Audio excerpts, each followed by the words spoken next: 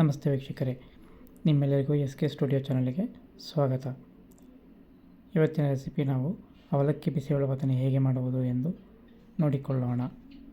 ಮೊದಲಿಗೆ ಒಂದು ಪಾತ್ರೆಯನ್ನು ಇಟ್ಟು ಕಾಲು ಬಟ್ಲು ಹೆಸರುಬೇಳೆ, ಕಾಲು ಬಟ್ಲು ಮೈಸೂರು ಬೇಳೆ, 1 ಚಮಚ ಕಡಲೆ ಬೀಜವನ್ನು ಹಾಕಿ ಮತ್ತು ನಾವು ಹೆಚ್ಚಿಟ್ಟುಕೊಂಡಿರುವ ಯಾವುದೇ ಎಲ್ಲ ತರಕಾರಿಗಳನ್ನು ಬಟಾಣಿ, ನೂಕಲ್ಲು, ಕ್ಯಾರೆಟು, ಬೀನ್ಸು, ಯಾವ ತರಕಾರಿನ ಹೆಚ್ಚಿಟ್ಕೊಂಡಿರ್ತೀವೋ ಬಿಸಿಬೇಳೆಬಾತಕ್ಕೆ ಹಾಕಲಿಕ್ಕೆ ಆ ಎಲ್ಲ ತರಕಾರಿಗಳನ್ನು ಹಾಕಿ ಮಿಕ್ಸ್ ಮಾಡಿಕೊಳ್ಳಬೇಕು.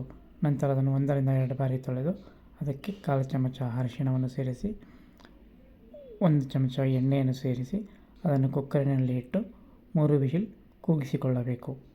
ನಂತರ ಮತ್ತೊಂದು ಪಾತ್ರೆಯಲ್ಲಿ 1 ಬಟ್ಟಲು ಅವಲಕ್ಕಿಯನ್ನು ಸೇರಿಸಿ ಅದಕ್ಕೆ ನೀರನ್ನು ಹಾಕಿ ನೆನೆಸಿಡಬೇಕು.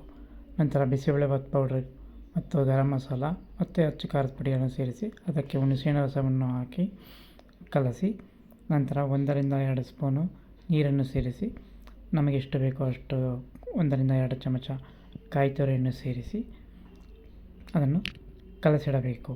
1 ಬಾರಿ ಕಲಸಿಟ್ಟ ಮೇಲೆ ಅದನ್ನು ಕಲಸಿಡಬೇಕು. ನಂತರ ಒಂದು ಪಾತ್ರೆಯನ್ನು ಒಲೆಯ ಮೇಲೆ ಇಟ್ಟು ನಾವು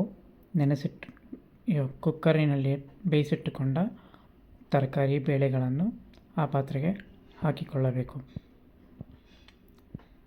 ಅದು ಒಂದು ಕುದಿ ಬರುವಷ್ಟರೊಳಗೆ ನಾವು ಮಸಾಲ ಪದಾರ್ಥವನ್ನು ನೆನೆಸಿಟ್ಟುಕೊಂಡ ಮಸಾಲ ಪದಾರ್ಥವನ್ನು ಆ ಪಾತ್ರೆಗೆ ಹಾಕಿ ಸೇರಿಸಬೇಕು. ಸೇರಿಸಿದ ನಂತರ ಅದನ್ನು ಒಮ್ಮೆ ಕೈ ಆಡಿಸಿದಾಗ ಮತ್ತೆ ಒಂದು ಕುದಿ ಬರುವಷ್ಟರೊಳಗೆ ಸಣ್ಣಗೆ ಹೆಚ್ಚಿಟ್ಟುಕೊಂಡ ಟೊಮೆಟೊವನ್ನು ಸೇರಿಸಬೇಕು. ನಂತರ ಟೊಮೆಟೊ ಸೇರಿಸಿದ ನಂತರ ಶುಂಠಿ ಮತ್ತು ಬೆಲ್ಲವನ್ನು ಆ ಪಾತ್ರೆಗೆ ಸೇರಿಸಿ ನಂತರ ಅದು ಒಂದು ಕುದಿ ಬರುವಷ್ಟರವರೆಗೂ ವೆಯ್ಟ್ ಮಾಡಿ ನಂತರ ಅದಕ್ಕೆ ಒಂದು ರುಚಿಗೆ ತಕ್ಕಷ್ಟು ಉಪ್ಪನ್ನು ಸೇರಿಸಿ ಅದನ್ನು ಕುದಿಯಲು ಬಿಡಬೇಕು. ಮತ್ತೊಂದು ಕಡೆಯಲ್ಲಿ ಅವಲಕ್ಕಿಯನ್ನು ನೆನೆಸಿಟ್ಟುಕೊಂಡನ್ನು ಅದಕ್ಕೆ ಮಿಕ್ಸ್ ಮಾಡಿ ಕೈ ಆಡಿಸಬೇಕು. ನಂತರ ಅದಕ್ಕೆ ಒಗ್ಗರಣೆಯನ್ನು ಕೊಡಲು ಒಂದು ಸಣ್ಣ ಬಾಣಲೆಯನ್ನು ಇಟ್ಟು ಅದಕ್ಕೆ ಎಣ್ಣೆ, 1 ಸ್ಪೂನು ತುಪ್ಪ ಹಾಕಿ ಅದಕ್ಕೆ ಕಾಯಲು ಬಿಟ್ಟು ನಂತರ ಅದಕ್ಕೆ ಸಾಸಿವೆ, ಒಣಮೆಣಸಿನಕಾಯಿ, ಇಂಗನ್ನು ಹಾಕಿ ಒಗ್ಗರಣೆಯನ್ನು ರೆಡಿ ಮಾಡಿಕೊಳ್ಳಬೇಕು. ಬಾಣಲೆ ಕಾದ ನಂತರ ಒಗ್ಗರಣೆ ಹಾಕಿದ ನಂತರ ಅದನ್ನು ಬಿಸಿಬೇಳೆಬಾತಿಗೆ ಹಾಕಿ ಮಿಕ್ಸ್ ಮಾಡಬೇಕು. ನಂತರ ಈಗ ಬಿಸಿಬೇಳೆಬಾತು ಸವಿಯಲು ಸಿದ್ಧವಾಗಿರುತ್ತದೆ. ಅದನ್ನು ಒಂದು ತಟ್ಟೆಗೆ ಹಾಕಿಕೊಂಡು ಅದಕ್ಕೆ ಖಾರ ಬೂಂದಿಯನ್ನು ಸೇರಿಸಿ ತಿಂದರೆ ಬಿಸಿಬೇಳೆಬಾತ್ ರೆಡಿ.